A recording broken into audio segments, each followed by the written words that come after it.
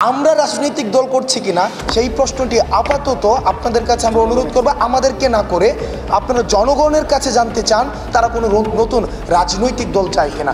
জুলাই আন্দোলনের ছাত্র নেতাদের নেতৃত্বে দল আসছে চলতি মাসেই। এ খবর বেশ পুরনো। নতুন করে যেটা নিশ্চিত হওয়া গিয়েছে, নতুন এই দলের প্রধান হবেন অন্তর্বর্তীকালীন সরকারের উপদেষ্টা নাহিদ ইসলাম। দলের দায়িত্ব নেওয়ার আগেই সরকার থেকে পদত্যাগ করবেন তিনি। এটা ঘটবে দ্রুতই। তবে সরকারে থাকা অন্য দুই ছাত্র প্রতিনিধি এখনই পদত্যাগ করছেন না। নির্বাচনের আগে আগে তারাও পদত্যাগ করবেন।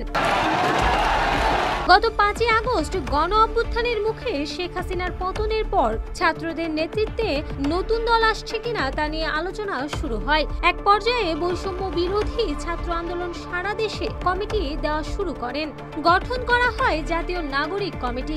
নাগরিক কমিটিও থানা পর্যায় পর্যন্ত কমিটি দিচ্ছে। মূলত বৈষম্য বিরোধী ছাত্র আন্দোলন, নাগরিক কমিটি এবং সুশীল সমাজের প্রতিনিধিদের নিয়ে নতুন দল গঠিত হবে। তবে শুরুতে আহ্বায়ক কমিটি গঠন করা হবে।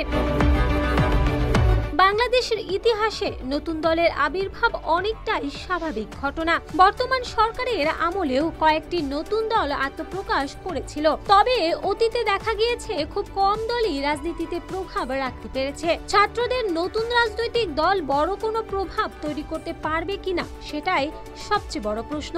এ দল নিয়ে এরই মধ্যে শুরু হয়েছে নানা রকমের আলোচনা।